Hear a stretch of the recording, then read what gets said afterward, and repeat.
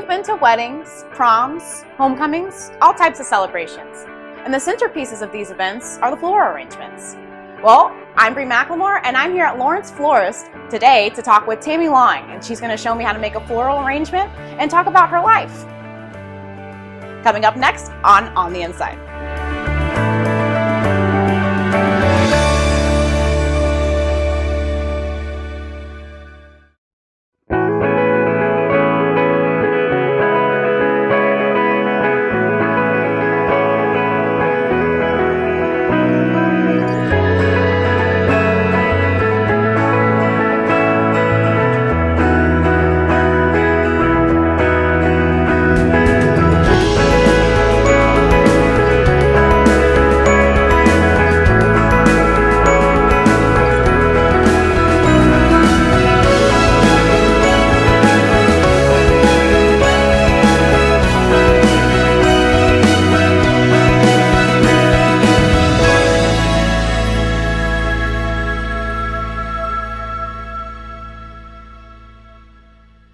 All right, Tammy, thank you so much for joining us today and talking to us about your job. Not a problem. So tell us what made you want to become a florist. I had been in the corporate world. Had 2 careers in the corporate world.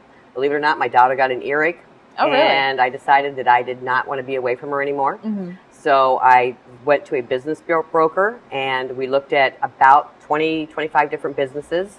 Walked into an existing flower shop that was for sale, decided that that's the one that I wanted to do. Had no experience at all in floral arrangement, but I knew that with my artistic background that it was something that I could do. So I put together the funding, bought the shop, and 18 years later, I'm loving what I'm doing. Wonderful. So how extensive is your knowledge on plants now that you own this flower shop?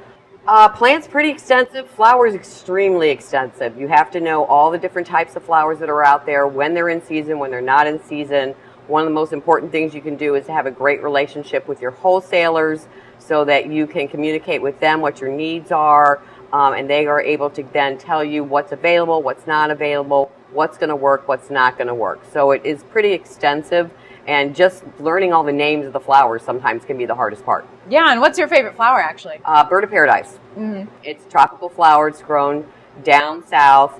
It is available here year-round, but it is the most beautiful during the summer months. Oh, of course. And is it expensive? Yes, it is expensive. Yes. Now, what's your day-to-day life working here? We start our mornings getting the orders ready to go out for delivery. Take in whatever orders might come in during the day. We have orders that come in different ways, whether it be on our website or telephone, walk-in. Preparing those orders, each order is done individually. We don't mass produce anything. It's based on what that particular customer wants. Getting it prepared, getting the delivery information put together for it, getting them sent back out the door with our drivers and our delivery company. And then usually meeting with a bride or 2 during the day because we do specialize in weddings. Cool. And then, you just get a little quiet time finally in the afternoon to do paperwork. Oh, that's always fun. Yes, it is. My favorite part. Of course, always. What is your busiest day of the year? Busiest day of the year is the Friday before Mother's Day. The Saturday before Mother's Day, we've already got everything ready to go. But that Friday, we can work until very, very late in the night, getting all the orders ready to go out the door for delivery the next day. And so what's your crew like for a busy day like the Friday before Mother's Day? We're going to have a mass amount of designers in the back room. We have a lot of part-timers that have been with us for years and years and years. They all come in. We're all producing different arrangements to go out the door. We've got 2 girls normally who are doing nothing but watching the orders from the minute they come in, preparing the cards and the delivery tickets, making sure that it is produced correctly, double checking it, getting it packaged, and then assigned to a driver for the next day. Wow. Yeah, and then on that Saturday, everybody kind of switches over and becomes drivers and delivery people. How do you ever have like last minute orders on Mother's Day? Always. Always? And always. Oh gosh, how many do you probably have? I couldn't even tell you that. I really, we have to trim down the areas that we deliver to. Normally we deliver to anywhere in St. Louis County, most of St. Charles County. We go almost all the way down to Arnold just out of this shop. And then when we get closer to Mother's Day, we have to start trimming back where we can deliver to. And by Mother's Day, the only place that we accept orders for anymore is our local zip code. That's it. We don't go any further than that because we can't get those drivers out there and back in time. No, not at all. Which makes sense. How many arrangements do you think roughly do you make on the Friday before Mother's Day? 200 to 300. Good Lord, that is so many. You got a great team. Yes, we do. What is the most expensive arrangement that you've sold? Most expensive arrangement I've ever sold was for a wedding. It was a topiary done with orchids, roses, peonies, very high-end piece, very large piece. It wasn't the biggest piece I've ever done.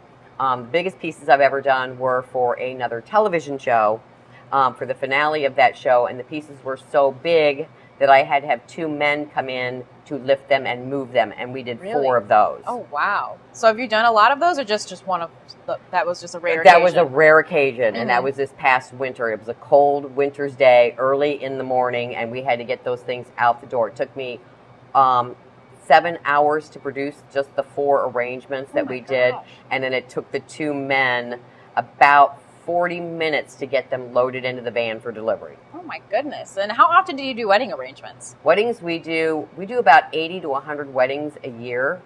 So, we're doing weddings almost every week except for during the slow months, which is January, February. You might pop 1 or 2 here and there. But then starting in May, we start to pick up quite a few weddings. June is crazy. July, August, not so much. And then when you get into September and October, it just breaks loose. The St. Louis market is known for its weddings in the fall, with the biggest wedding day of the year normally being the first Saturday in October in St. Louis. Wow. And so that day's probably a pretty busy day for you with your crew and everything. It's crazy. It's normally very crazy. Definitely. It seems like it's just like a random week in October, but you're right. Fall weddings are beautiful in Missouri. And how much do you charge for those? It really depends on the bride. We've done weddings where it's just been a bridal bouquet and a boutonniere for a courthouse wedding down the street, to very grand and elaborate weddings that can cost upwards of 5 figures. So it's dependent on, it's dependent on the bride. I wish I could pay that much for flowers. I love flowers. Yeah, it really depends on the bride. Yeah. And, the average wedding is somewhere in the, $1,200 to $1,800, somewhere in that ballpark. Some of them are a lot smaller, some of them are a lot bigger. It just depends on the bride. And everything that we do for weddings is always custom. And with the advent of Pinterest, the brides can come in here and show me exactly what flowers they like, what arrangements they like. I usually try to counsel them on what is your budget so that we can tell you whether or not you're crazy right off the bat, or if we need to bring you back down to, what's normal and what should work. The other problem that we run into sometimes is brides want flowers that are out of season because they're not looking at appropriate floral designs for the appropriate time of year. And so we have to work with them on how to change up the flowers to give them the same look and the feel that they want for their wedding. So every bride is different. We treat every single bride differently. Whether it's one who's just doing a very simple wedding, like the one I talked to last night who lives in Joplin, Missouri. She's getting married here in St. Charles. I will never meet her, but she sent me what she wanted. We were able to work it over the phone as to what she was looking for. She's decided to go with us, and we'll take care of her wedding in May, but I'll never meet her. That's talent, though, to not see or to not meet with her and know what she wants, but she tells you what she wants, and It's easy. It really is. With the availability of being able to pull those pictures right off of Pinterest, send them to me. I can be looking at the exact same thing that she's looking at the same time. We can talk about, what flowers are going to work, what flowers are going to be within her budget, give her the look and the feel that she wants. And we do that for about 15, 20 brides a year where I never even meet the bride, never talk to them other than over the phone or via email. Wow. And be able to produce it exactly what it is they're looking for. Other brides, they need a lot of hand-holding. Yes, and some do. They are in here 4, 5, 6, 7 times trying to get things figured out just the way they want them. And, we're more than willing to work with them in whatever way they need. It just, you have to treat each bride individually, and each price range is going to be individual. Yeah, definitely. Have you ever had a bride or just anyone in general suggest an arrangement that you're like, ooh, that's not the prettiest arrangement? Sure. I had one last week. I told her it was ugly. Got to be blunt. I did. I said, you don't want to do that. It's not going to photograph well. It's not going to be pretty for your wedding. let's look at some other options. And believe it or not, by the time she left, she was handing me her deposit, and we're doing her wedding. Oh, wow. Well, luckily, it's good that they have confidence in your knowledge of flowers. Yes, I hope so. I really do. I would. I mean, I would want you to tell me if it was ugly and tell me they wouldn't photograph well, because some people pick the ugliest arrangements, and I see them like, I wish the florist would have told them that did not look good. Well, you have to take into mind that they're not going to be able to keep their flowers. You can have them preserved, of course, but that's very expensive. Yes. And a lot of people don't do that. So the only memory that they're going to have of their flowers on their wedding day is going to be with their photographs. Of course. And we work with a lot of different photographers, one in particular that I work with quite a bit, and he's been able to show me a lot of things that tell me, yes, that will photograph well, no, that won't photograph well. And that's one of the things I try to keep in mind when I'm working with these brides, especially when they come in and they've got a really odd colored bridesmaid's dress, or they want to put the same color flowers as they have in their bridesmaids' dresses, which isn't going to work, and they just don't think about those things. So I try to work them through that, and we keep a lot of photographs around so that the brides can see some of the things that we've done in the past and get an idea of what it is I'm trying to explain to them. So, because while I'm very visual myself and I can see things in my mind, a lot of people can't. No. They have to touch it. They have to actually have it in their hands to get it. So I try to do that through the photographs as much as we can, because we don't always have all the flowers in stock that they're looking for their wedding day, especially if they're in here in May and they're looking for a fall wedding, or they're in here in the fall and they're looking for a spring wedding. Well, that is difficult. Yeah, the flowers change dramatically, and so I have to be able to give them what it is that they're looking for. And again, Pinterest is amazing. It really is. That's an amazing little tool that we now have available to us. And we've grasped that and hung on to it, going, go back and look at what you're seeing on Pinterest, and that will really help us to be able to give you what you're looking for your wedding day. Wonderful. And so do you consider yourself a creative person doing all of this? Yeah, I really do. Definitely. I mean, I would say you were. Some people think they're just more of the left brain and they think of the technical side, because sometimes flowers can be pretty technical, but that's just like the biology of them. So well, if you're going to be a really good florist, you have to understand first what's called the mechanics, okay? How a bouquet goes together, whether it's a simple boutonniere or whether it's a huge topiary centerpiece.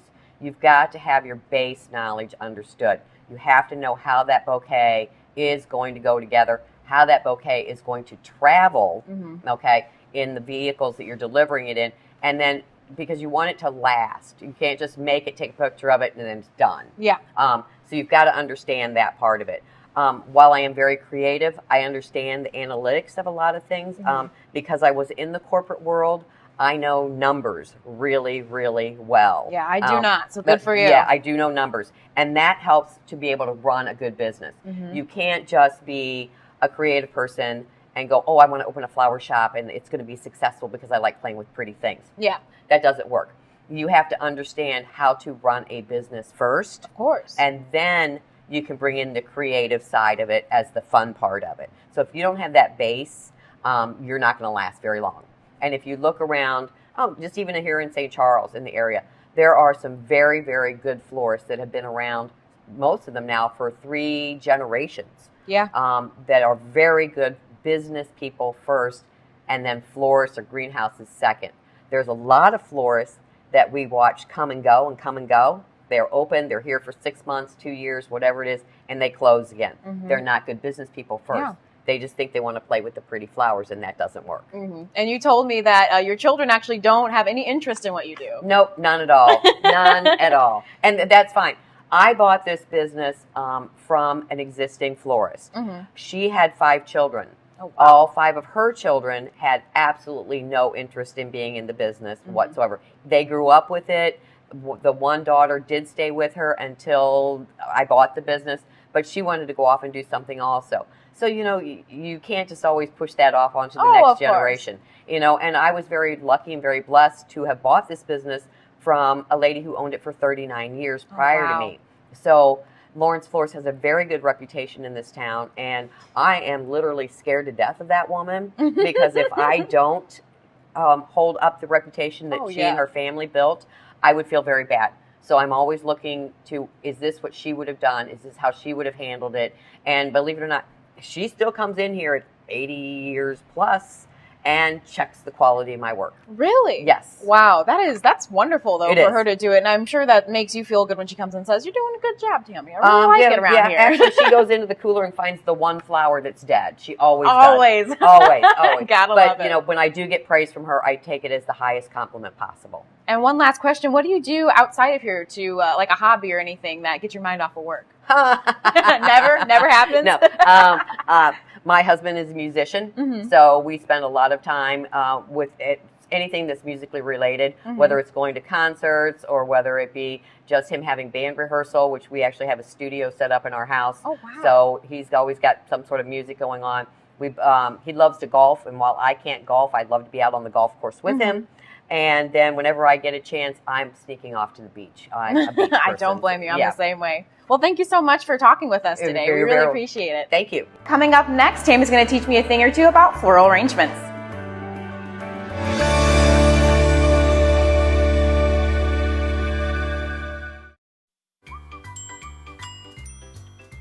Fancy pants peanut butter? A big screen television? You haven't even bought a sofa yet. A motorcycle? When your father finds out, he's gonna flip his shoes with 2 buckles? What do you even need 2 buckles for? Mr. Big Shot, buying whiskey shots for everybody in the bar. From the looks of it, I'd say nobody even remembers. Feed the pig. Listen, I realize that I'm not perfect, but it all really started to change because you judge me for having a problem. No one is going to know that I need help. I need help. I know that no one is going to judge me for having a problem. I realize that I'm not perfect, but it all really started to change because you listen.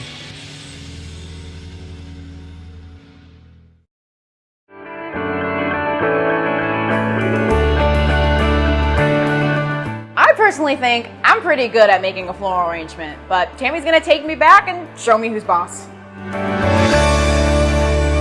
All right, so Tammy is going to teach me how to make a floral arrangement, so take it away. All right, so what we're going to start with is your clippers. Okay. We use these nice pointed clippers, okay, because they can get in there and really give a nice cut. Okay. All right, since it's St. Patrick's Day, we're going to do some quick little St. Patrick's Day base arrangements. Okay. This is leather leaf. It's your basic greenery that we all use every single day. Okay. All right, so grab a piece of that. All right. All right, and what you're going to need to do is we're going to measure it so that it's about like that on the base. Okay. And then you're going to cut your stem. Okay. Is it diagonal? Always diagonal. Always and diagonal. just let your stem fall onto the floor. Don't worry about it. Okay. Okay, now this we don't need. So we're going to take that off. Okay. Okay, and just throw it up here on the table. And then drop it down here into the base. Okay. Okay. And we want to go just a little bit shorter. Okay. Okay. So that it's resting inside the base just a little bit. Okay. Now, yep. Now Okay. repeat that like 3 times to go around the base. Okay. Nope, then we want Take these the bottoms two off. Okay. Like that. And you're going to turn it. Turn it out. Turn it out like that. Okay. And then do one more. All right.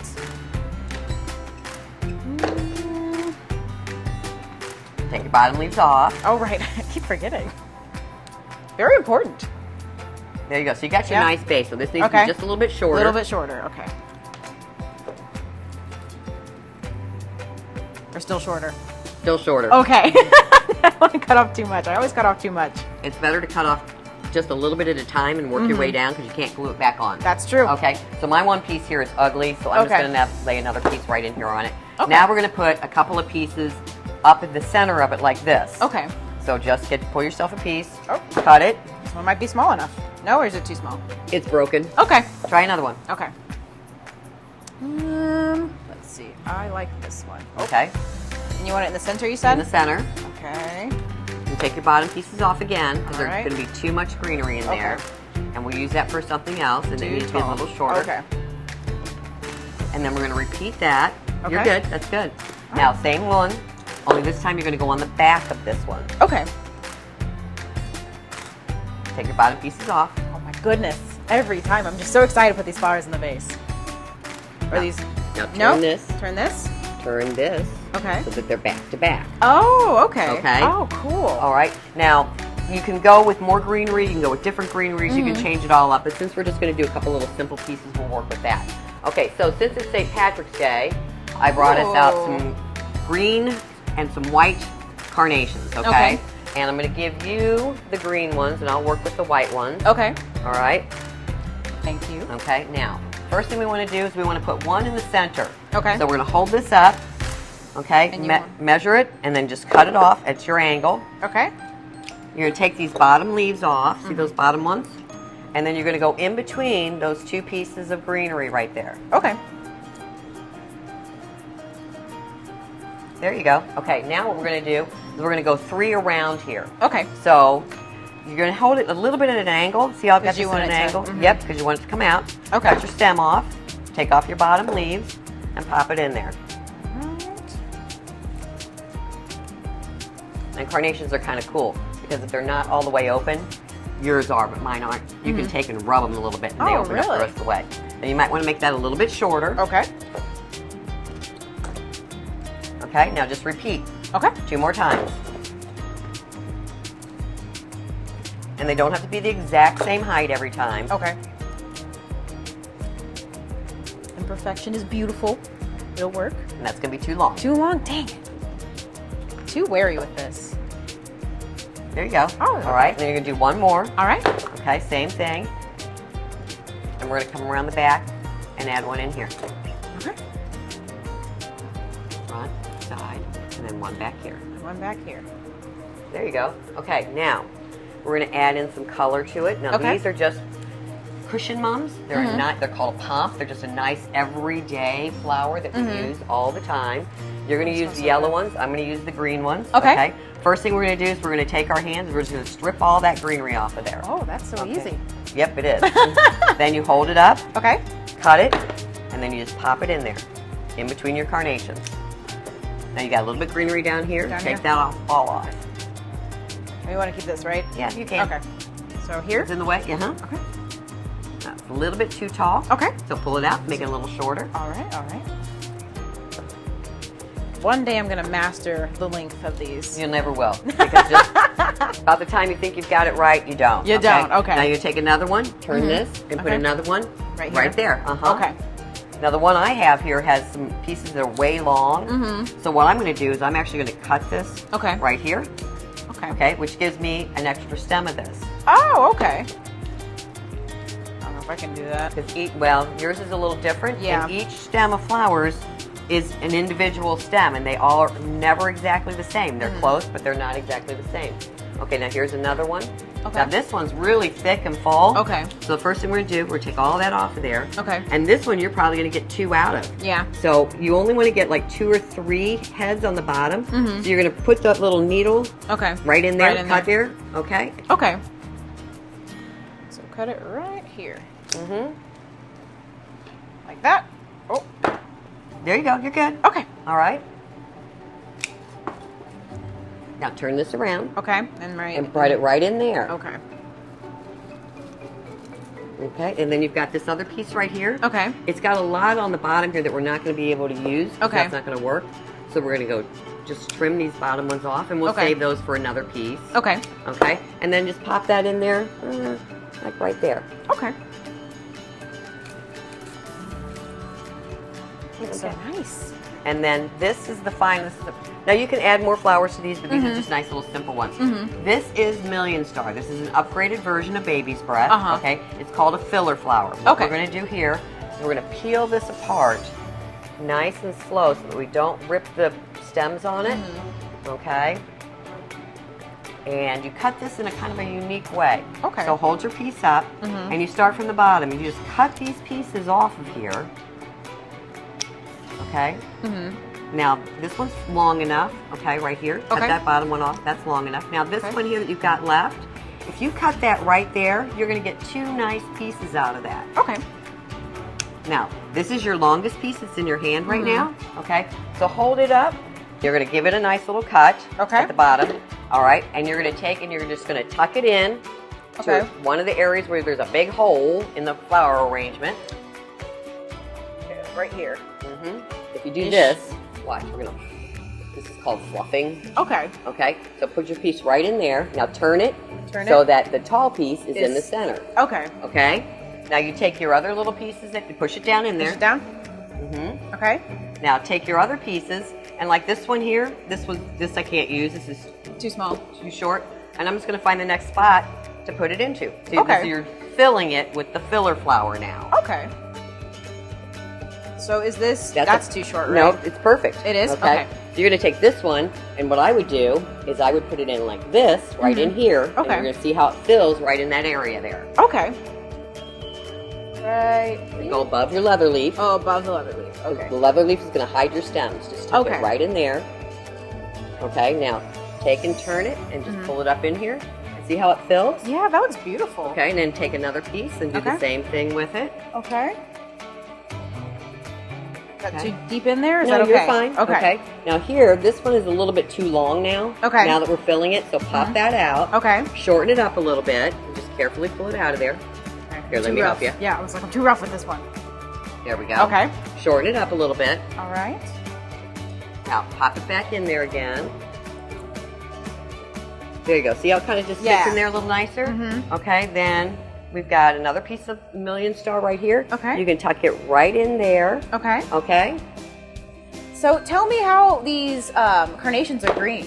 They're called stem-dyed carnations. Okay. It's a dye that is specifically made for flowers. It's put into the water. Okay. Then the flowers are cut at a nice sharp angle, put into that water, and as they drink, the dye is pulled up through the stem and then actually into the flower. So these were white carnations to start with, and they've been specifically stem dyed for St. Patrick's Day. Can you do it with any flower or just carnations? You can do it with a lot of different types of flowers, daisy palms, but you always want to start with a white flower so that you really get the best out of it. You can do it with roses, you can do it with other flowers, but what happens when you do that is you are literally shortening the life of that flower because you're introducing something that's not natural into the flower. Okay. So while they're fun to do for a holiday, okay, for just a couple of quick days, you definitely don't want to do this on the regular basis because it really does shorten the life of the flower. Okay. Okay. Good to know. Just by going around here and just kind of fluffing this a little bit here and there, okay?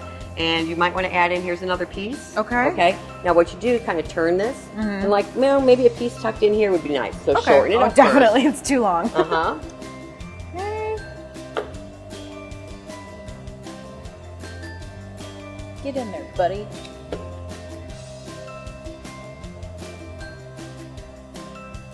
Okay, and then here, another little piece, just in case you might need it. Just kind of float around and see if there's another area, like right in here. Right there? Right there. So you got to go down low and up high. So put that one right in there. Okay. Oh, that's scissors.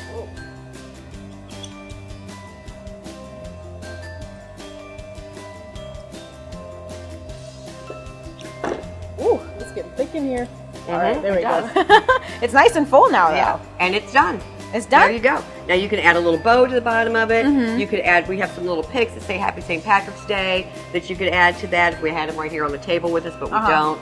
But basically that's it. That's your basic arrangement for flowers. Wow, thank you so much. It's beautiful. You know what you're doing. You did that in like 2 seconds. It took me a while to get this right. So obviously you've been doing it for a while. Yes, so, I have. Yeah, you're great at what you do. Thank you so much. You're very welcome. Yeah, thank you.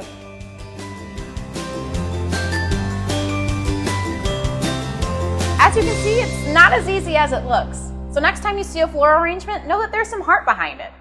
I'm Brie McLemore, and thank you so much for joining us on the Inside. For more information on Lawrence Florist, go to their website at lawrenceflorist.net, and you can also check them out on Facebook.